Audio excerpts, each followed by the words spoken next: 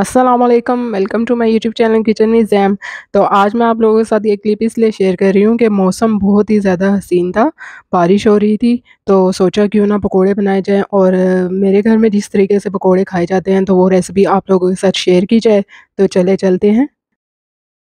अच्छा, यहाँ पे मैंने एक दरमियाने साइज़ का आलू लिया था, जिसको मैंने कटर की मदद से 3 स्लाइसेस में कटिंग कर लिया है। आप लोग अगर छुरी की मदद से करना चाहते हैं, तो छुरी से भी कर सकते हैं, लेकिन इतने थिन स्लाइसेस जो हैं, वो नाइफ़ की मदद से नहीं हो सकते। अगर तो कटर अवेलेबल है तो आप लोग उसी से कीजिएगा। अब यहाँ पर मैंने एक दरमियाने साइज़ का प्याज़ लिया है, जिसको हमने रिंग्स की शेप में कटिंग कर लेना है।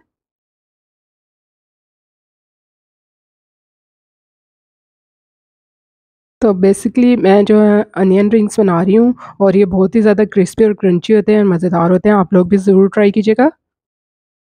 इस तरह से हमने इसके रिंग्स जो है वो सेपरेट कर लेने हैं।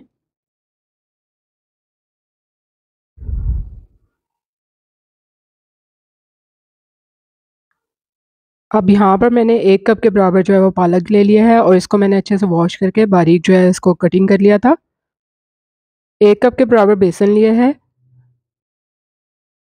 हाफ़ टी स्पून इसमें मैं अदरक पाउडर डाल रही हूँ, ऑप्शनल है, अगर आप लोग नहीं डालना चाहते तो ना डालें।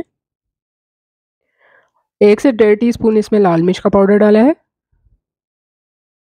1 टीस्पून भर के नमक डाला है।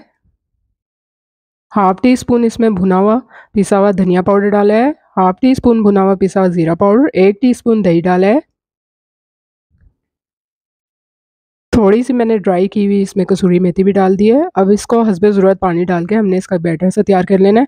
अच्छा, यहाँ पे मैंने साबुत धनिया और साबुत ज़ीरा यूज़ नहीं किया, तो अगर आप लोग उसको ऐसे ही हल्का सा क्रश करके यूज़ करना चाहते हैं तो उस तरह भी यूज़ कर सकते हैं।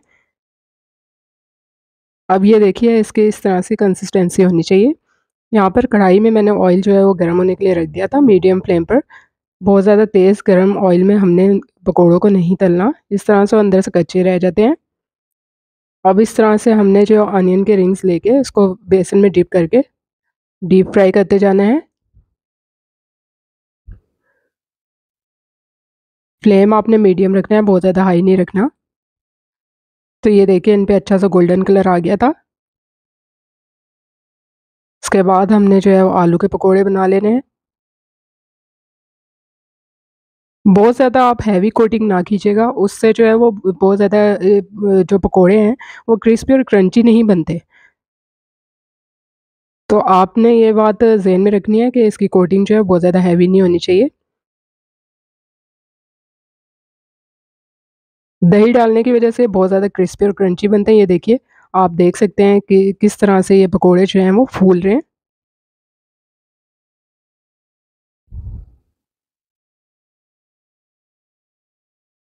अच्छा सा इन पे गोल्डन सा कलर आ गया है, तो अब हमने इसको निकालते जाना है।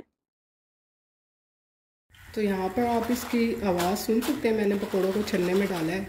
ये देखिए, ये कितने ज़्यादा क्रिस्पी हैं,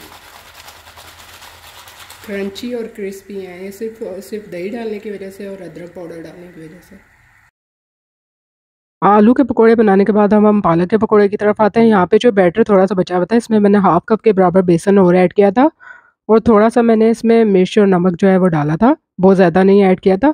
इसके बाद मैंने इसमें कटा हुआ पालक डाल दिया है, इसको अच्छे तरीके से हमने मिक्स कर लेना है। बिल्कुल ये थिक सा बन जाए, इसके साथ पालक मिक्स हो के बेसन के साथ, ये देखिए, इस तरह से हम हाथ से इसको लेंगे, तो वो एक शेप में आए।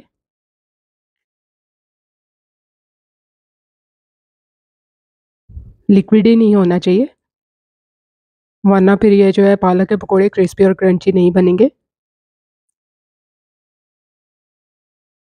और हमने मीडियम फ्लेम पर इसको भी फ्राई करना है। अब यहाँ पर आप देख सकते हैं पालक के पकोड़े भी पक के तैयार हो चुके हैं। इन पे अच्छा सा गोल्डन सा कलर आ चुका है और ये भी बहुत ही ज़्यादा क्रिस्पी और क्रंची हैं। ये देखिए, ये देखिए, आपको छलने में इसकी आवाज़ फील हो रही होगी।